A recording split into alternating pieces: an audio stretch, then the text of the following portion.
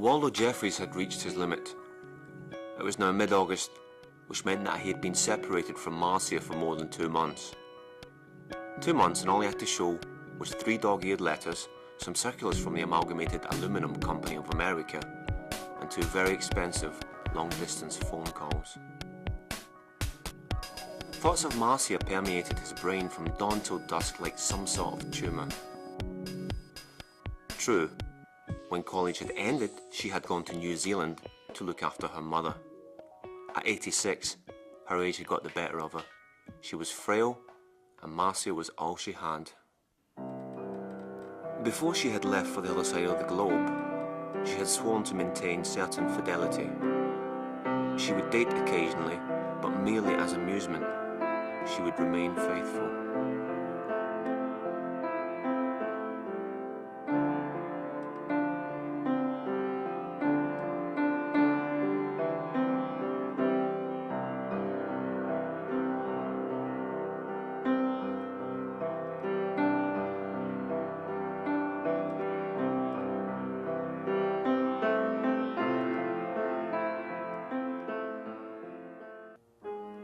But lately Waldo had begun to worry. He had trouble sleeping at night, and when he did, he had horrible dreams.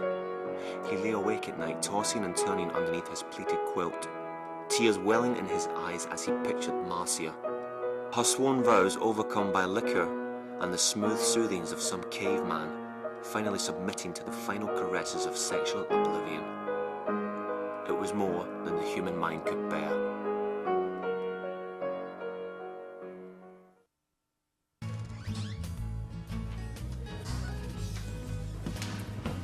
Right, can you give us 2 bottles of Red Square, will you?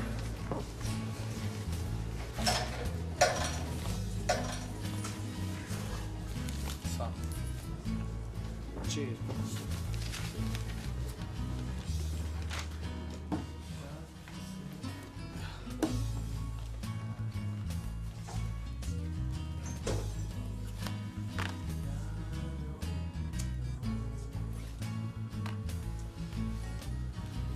Look, mate, you gotta get over it. She'll come back. Oh, will she? What if she doesn't? I don't know, she's driving me crazy. How the fuck am I supposed to be able to afford to get to New Zealand? I can barely afford to eat on the dole money we're getting. I don't know. I just feel so fucking useless. Cheer up, you old bugger. Be another one along in a bit. You've no idea, do you? She was special. Nobody understood her the way I did. The 6 or 7 months we were together, I was able to get inside her mind and explore every nook and cranny of it. Even when her mother was lying there on her deathbed, I could get a smile out of her. Well, if you're that pissed off about it, why don't you check out DHL's rates? You can post yourself to her. This was when the penny dropped. He didn't have enough money to go to New Zealand in the accepted fashion, true. But why not mail himself? That's it. You're not serious. You gotta be off your tits to do something like that. Well, perhaps I am. Here, Wolf, finish your drink.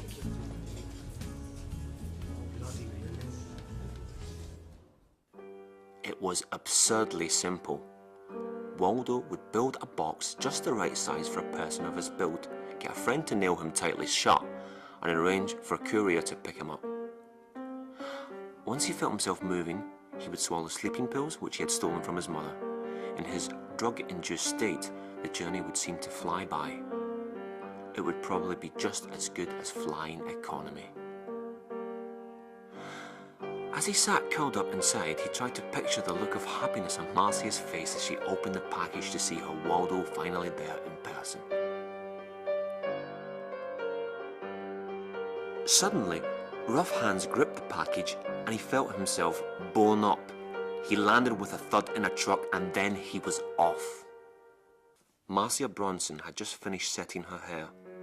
She had to remind herself not to drink like that. Bill had been nice about it though. After it was over, he said that he still respected her and after all, It was certainly the way of nature.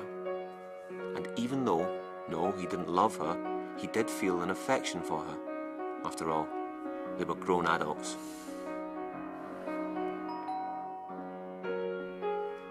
I'll go.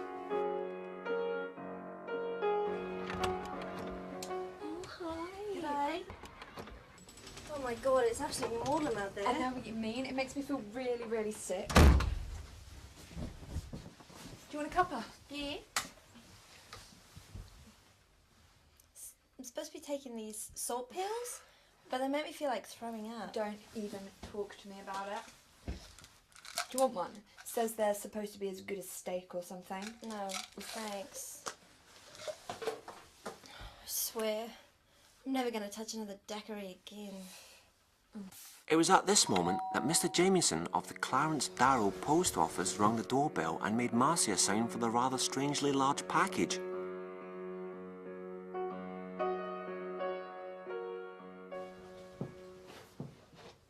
I can't believe it. It's from Waldo. That schmuck. Oh.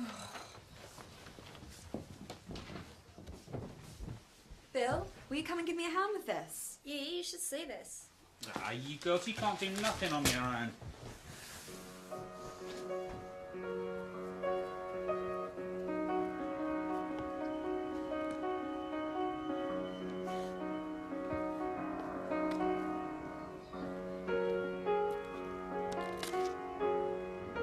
Struth, this is going to take some opening. I've got just the thing in my car.